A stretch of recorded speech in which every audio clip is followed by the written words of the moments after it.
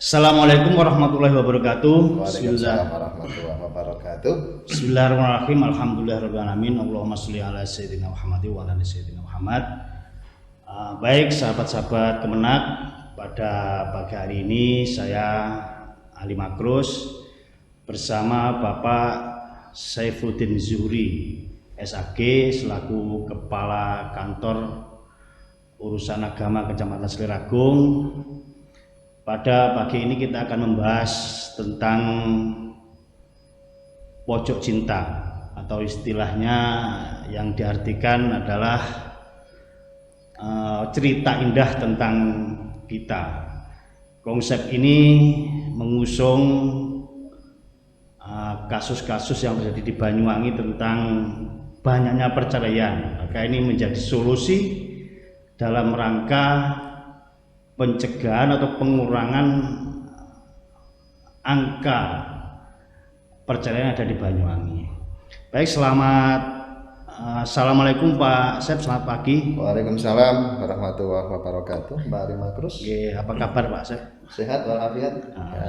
Kita dalam kondisi sehat walafiat. Mudah-mudahan sahabat-sahabat Kemenak, ya, kita semuanya sehat selalu sehingga hari ini kita bisa menikmati udara pagi yang cukup segar pada hari ini, walaupun kita barusan perjalanan yang cukup jauh dari Sliragung menuju ke Banyuwangi, ada sekitar 45 kilo ya Mas. 45 kilo. Tapi kita lihat bagaimana sekarang pembangunan yang ada di wilayah selatan, pembangunan pelebaran jalan dan sebagainya, praktis 1 jam perjalanan kita. Ya, 1 jam. Saya berangkat habis subuh tadi. Kita naik kuda tadi ya. Naik kuda ya. Maksudnya mobilnya? Kuda. Kendaraan syar'i. Baik Pak Sep, berkaitan dengan tema pagi hari ini, kira-kira kiat-kiat apa yang dilakukan oleh KUA Kecamatan Sliragung dalam rangka pencegahan atau penurunan angka perceraian dari Banyuwangi, karena memang yang kita lihat di Banyuwangi ini adalah dari beberapa tahun terakhir selalu mendapat ranking angka perceraian terlalu banyak atau terbanyak. Iya. Ranking perceraian. Ranking perceraian. Ranking perceraian. Maka Banyuwangi salah satu menjadi produsen janda dan duda terbanyak di Jawa Timur. Nah, ini keprihatinan kita semua. Maka dengan program Pojok Cinta ini mudah-mudahan angka itu bisa turun dan mendapatkan reward lah dari Kementerian Agama. Memang mudah, termasuk Sliragung khususnya, tidak ada angka perceraian atau bisa diminimalisir. Nah, baik, silakan Pak Sep untuk di kiat-kiatnya yang ada di dilakukan di Kecamatan Sliragung dalam rangka pencegahan atau pembinaan jatin yang ada di Kecamatan Sliragung.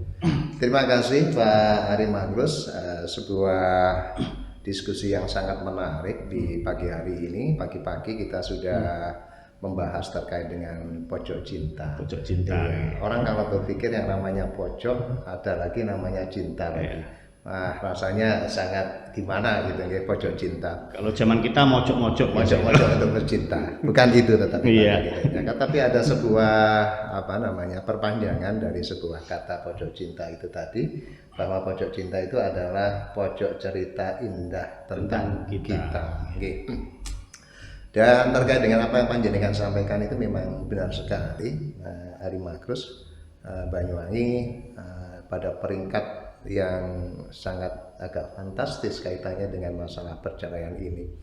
Dan sungguh sangat luar biasa sekali di tanggal 17 Agustus saat setelah upacara Hari HUT Kemerdekaan yang ke-77, Bapak Kepala Kantor Kementerian Agama Kabupaten Banyuwangi, Bapak Dr. Muhammad Ahmad Burhanuddin, telah melaunching apa itu yang namanya pojok cinta itu. Dan ini kami sebagai KUA yang berada di wilayah paling bawah untuk untuk memberikan pelayanan kepada masyarakat, tentu kami sangat-sangat mengapresiasi sekali apa yang telah di launching oleh Bapak Kepala Kantor Kementerian Agama Kabupaten Banyuwangi ini. Sehingga khususnya di KUA Siliragung kita sudah menyiapkan sebuah tempat secara khusus terhadap masyarakat yang ingin berkonsultasi apapun itu, baik itu terkait dengan masalah keharmonisan keluarga, terkait dengan masalah kenakalan remaja, kemudian hal-hal yang lain lah pokoknya yang diinginkan oleh masyarakat di Kecamatan Siliragung. Kita sudah memfasilitasi berupa ruangan yang namanya Pojok Cinta itu, sehingga harapan kami kepada masyarakat monggo bisa hadir ke KUA Kecamatan Siliragung itu bukan hanya sekedar untuk mendaftarkan nikah, tetapi ketika ada persoalan-persoalan terkait dengan masalah tadi yang kita sampaikan, kita secara terbuka kita ngomong apa yang mau disampaikan, dan tentu kami akan merahasiakan identitas panjenengan yang itu tidak akan mungkin diketahui oleh orang lain, gitu Mas Manto. Sehingga kita berharap masyarakat ini datang tidak ada perasaan was-was ketika kemudian menyampaikan persoalan-persoalan itu, kok kayak ketemu wong liya, kok kayak diceritakan wong liya, tidak seperti itu. Paling tidak ada keinginan mereka berani untuk hadir di KUA seperti itu sudah sangat luar biasa, gitu Mas Ali Magrus. Baik, jadi itu diantaranya adalah program. Terus kita kira apa namanya sosialisasi ke masyarakat itu sampai di mana keberhasilan atau antusias masyarakat ketika disosialisasikan tentang Pojok Cinta. Masalahnya selama ini yang diketahui oleh masyarakat banyak, KUA itu hanya urusan perkawinan. Iya, betul itu. Kadang-kadang mereka tidak tahu haji pun sebenarnya urusan KUA. Mereka pun tidak tahu. Urusan wakaf juga ada urusan KUA. Selama ini masih banyak yang masyarakat belum mengetahui bahwasanya kita sudah berubah dalam rangka pelayanan kepada masyarakat. Itu tidak ada melayani pernikahan, teman juga melayani ada yang namanya Bengkel Sakinah, termasuk sekarang ini Pojok Cinta kan salah satunya itu. Iya.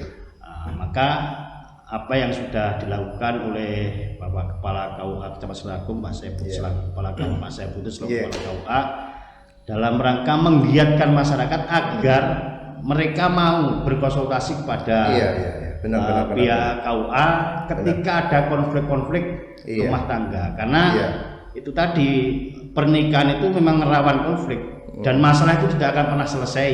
Betul. Karena kita orang hidup pasti banyak masalah. Kayak kita KUA sudah memberikan peluang untuk menyelesaikan masalah-masalah itu. Sekali lagi ya kita giat apa agar masyarakat antusias datang ke KUA, mau konsultasi ketika ada masalah, baik masalah keluarga, masalah warisan, masalah lain-lain. Iya. Di Siliragung ini banyak sekali media yang bisa kita masuki kaitannya dengan sosialisasi terhadap masyarakat. Di KUA kita memiliki banyak penyuluh yang masing-masing memiliki bidang garapan. Kalau tidak salah itu setiap penyuluh memiliki 2 bidang garapan. Di Siliragung juga banyak organisasi-organisasi kemasyarakatan.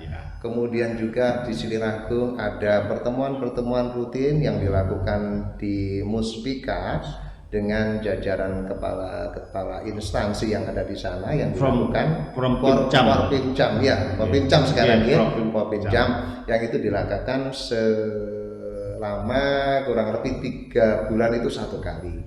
Nah, media-media silaturahim seperti inilah yang kayaknya lebih efisien sekali, di mana kita menyampaikan terkait dengan program-program. Salah satunya adalah program cinta yang sehingga ini akan bisa segera terdengar oleh masyarakat, sehingga masyarakat dari informasi yang disampaikan melalui penyuluhan yang diteruskan melalui organisasi kemasyarakatan. Di sana ada forum-forum seperti Baksul Masail yang bisa melibatkan banyak orang, istighosah begitu dan sebagainya. Banyaklah media-media yang bisa dipergunakan dalam rangka mensosialisasikan itu. Termasuk majelis-majelis taklim. Betul, majelis-majelis taklim yang menjadi pembinaan oleh teman-teman penyuluh itu juga luar biasa. Kemudian silaturahim juga kita harus selalu upayakan itu, diantaranya adalah ke organisasi-organisasi DMI misalkan ya. Kemudian apalagi itu ya ke tingkat MWJNU, kemudian pimpinan Muhammadiyah yang ada di kecamatan itu sering kita mengajak untuk silaturahim, menyampaikan hal-hal terkait dengan masalah program-program itu, sehingga secara otomatis program itu nanti akan menjadi sebuah program yang kemudian bisa terus disampaikan kepada masyarakat, sehingga masyarakat ini harapannya ketika datang di kawah itu tidak hanya satu kali dalam seumur hidup, hanya nikah saja tidak, tapi ketika suatu misal ada persoalan-persoalan yang kemudian ada kebuntuan atau kemungkinan sungkan dan sebagainya untuk menyampaikan kepada orang lain atau tokoh-tokoh lain, kami membuka diri dalam hal ini dalam program Pojok Cinta itu. Monggo, gitu. Baik, baik Pak Sep, itu ada lagi ini tentang pernikahan dini Pak Sep, yang ada kaitannya dengan ini. Karena memang kasus perceraian atau masalah itu kadang-kadang datang pada mereka pernikahan dini atau di bawah usia 19 tahun, kurang umur lah. Maka ini perlu disosialisasikan atau ketegasan dari kepala KUA. Bagaimana jika seandainya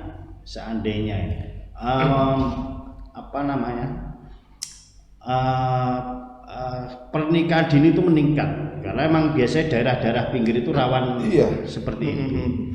Anak-anak masih kecil didocokkan dan sebagainya, sehingga ketika dia menikah pada usia pernikahan mungkin 5 tahun atau 7 tahun menghadapi masalah-masalah ini selalu mereka berkata tidak ada jodoh atau faktor ekonomi dan sebagainya. Kira-kira kiat-kiat apa untuk mengurangi pernikahan dini yang terjadi di lingkungan kerja Bapak? Jadi Undang-Undang Pernikahan tahun 74 itu kemudian ada penyempurnaan yang dilakukan, yang kemudian tertuang dalam Undang-Undang Nomor 16 tahun 2019. Salah satunya adalah terkait dengan batas minimal usia pernikahan. Di saat-saat yang dahulu ketika masih diundangkannya tahun 74 bahwa batas minimal calon mempelai putri itu adalah usia 16 tahun gitu kan Pak Markus.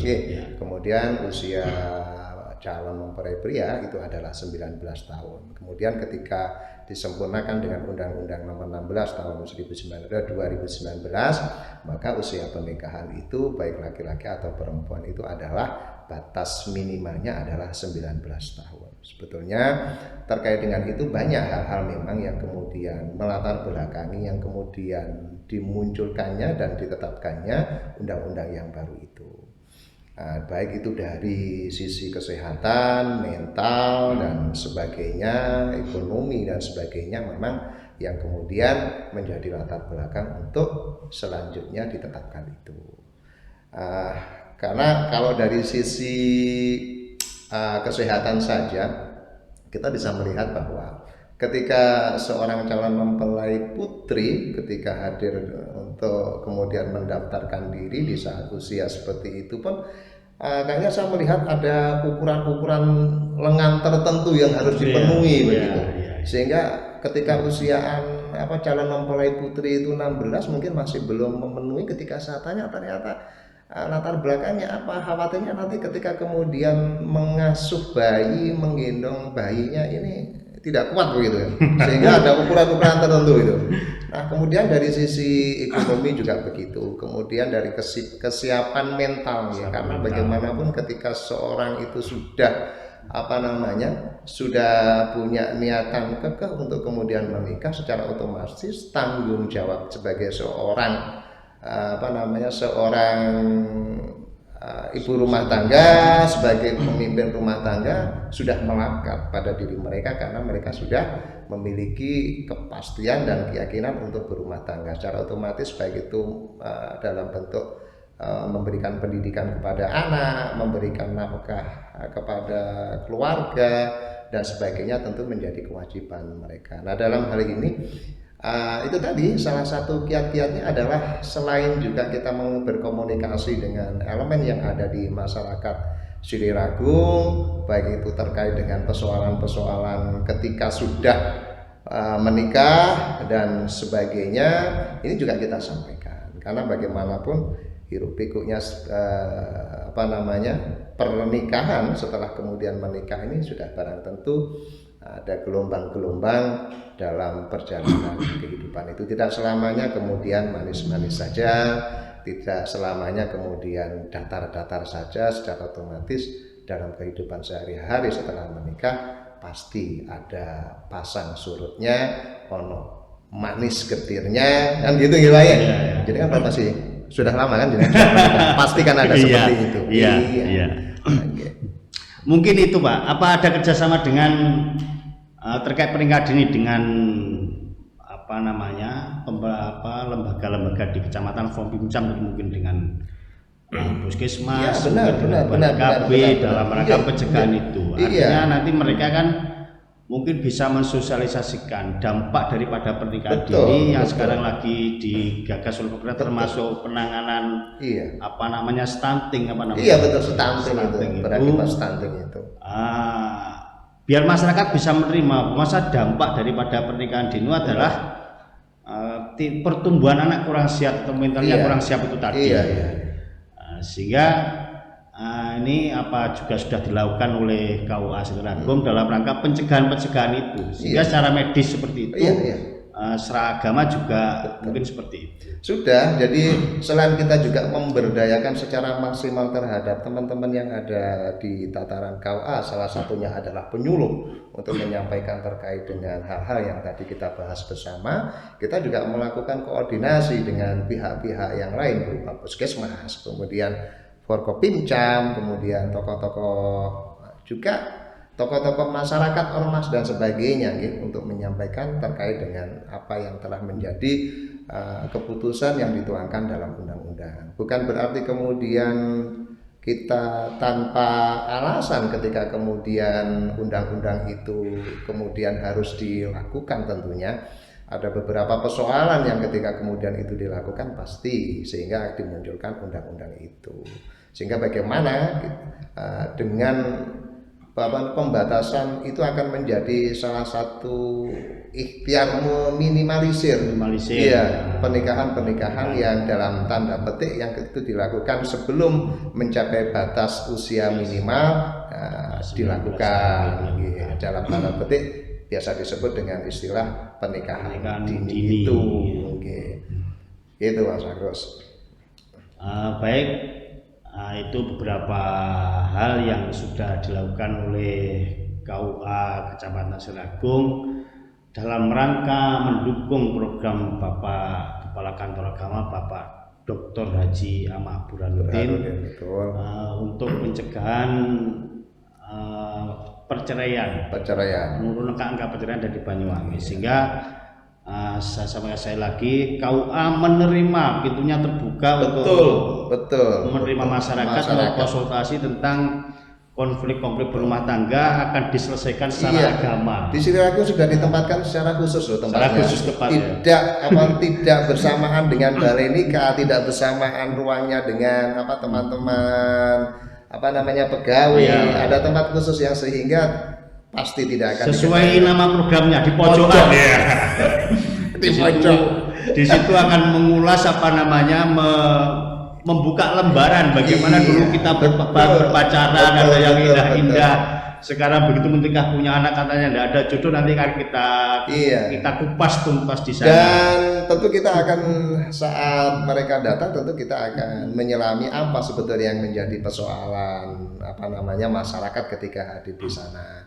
Dan kita memiliki penyuluh-penyuluh yang kompeten dalam hal ini. Jikalau memang terkait dengan masalah misalkan kenakalan anak remaja, HIV dan sebagainya, akan kita panggil penyuluh untuk menyampaikan itu, sehingga pemberdayaan yang dilakukan di KUA ini harapannya adalah akan bisa secara maksimal yang menjadi keluhan-keluhan masyarakat ya, sehingga ada semacam solusi-solusi yang bisa kita berikan, sehingga ketika mereka datang mungkin merenggut, ketika pulang sudah dalam kondisi gembira. Itu kembali seperti kemarin. Betul. Ojo teko merengut balik merengut. Biar datang ke kawah itu merasa apa namanya, datang Iya. ketika mau dapat nikah itu kan dawane seneng gitu. Iya, sehingga dalam hal ini kan kita berupaya bagaimana wajah baik itu wajah yang ada di luar ataupun wajah yang ada di dalam. Wajah di luar ini fisiknya, wajah yang di dalam ini pegawainya. Bagaimana ketika kemudian mereka datang ini tidak seperti datang ke kantor begitu. Bagaimana mereka ketika datang ini layak seperti ini rumah kita. Rumah kita. Ketika kemudian masuk juga begitu. Tidak kemudian bahwa kita datang dengan beda pegawai dengan seseorang, tetapi bagaimana kemudian mereka merasa bahwa ini adalah bagian dari keluarga, sehingga ketika mereka datang ini sudah tidak ada perasaan ewo pakewo dalam rangka menyampaikan persoalan-persoalan, karena ketika menjadi ewo pakewo itu adalah sudah persoalan lagi begitu. Dia belum menyampaikan persoalan, ketika datang sudah ada persoalan, sehingga akan menambah numpuk-numpuknya. Maka bagaimana wajah kau asli Ragung? Kalau Mas Markus sekarang sudah lihat kayaknya kalau penampilan dari luar seperti rumah kita lah. Ketika kita masuk juga seperti rumah kita lah. Sehingga kerasa juga gelem mulih dari KUA. Gitu Mas Markus ya.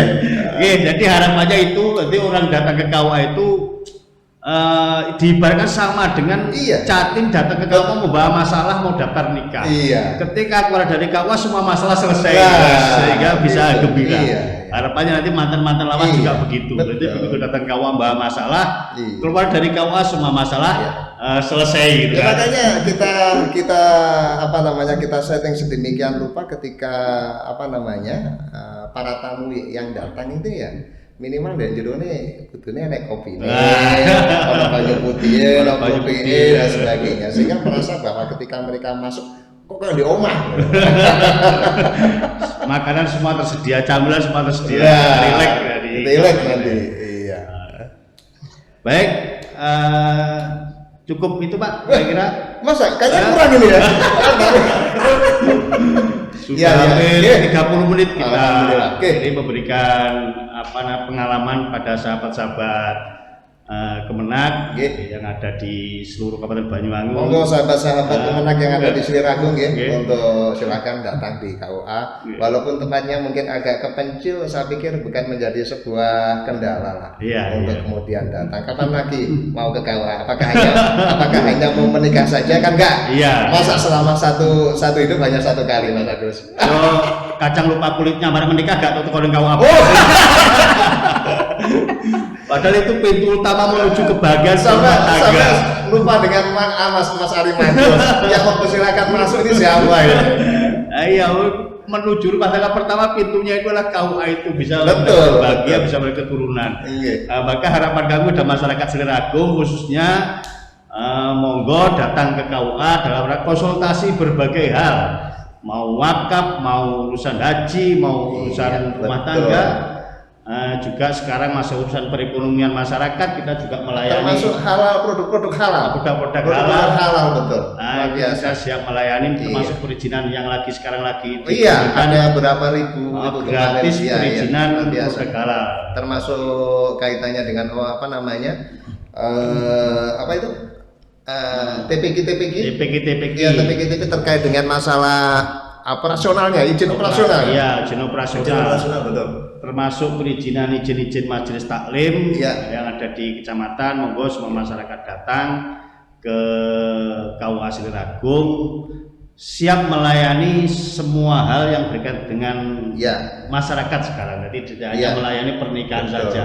Jadi kami inginnya ketika ada persoalan masyarakat itu datang biar dalam kondisi agak merengut, tapi ketika keluar cerah. Iya, cerah. Dan kawas Sliragung bahagia ya.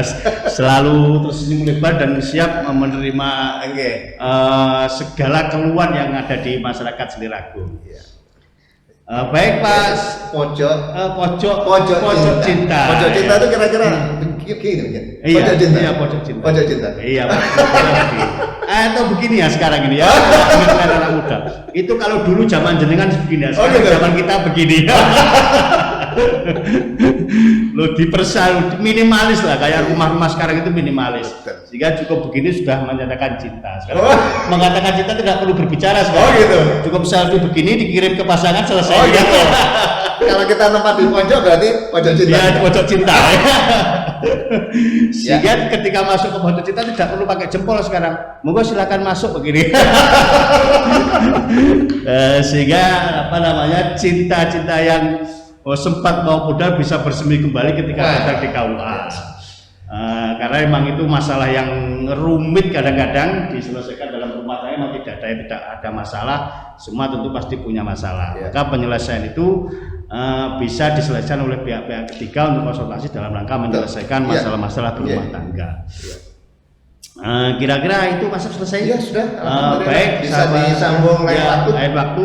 Kalau kangen bisa calling, nanti kita akan kembali ke sini menyapa sahabat Kemenak dalam rangka memberikan edukasi baru yang dilakukan oleh KUA Kecamatan Seliragung dalam rangka peningkatan pelayanan terhadap masyarakat. Baik, saya akhiri. Sudah selesai Mas Ep ya? Salaman kita. Ya, salaman. Terima kasih Mas Ep atas kiat-kiatnya.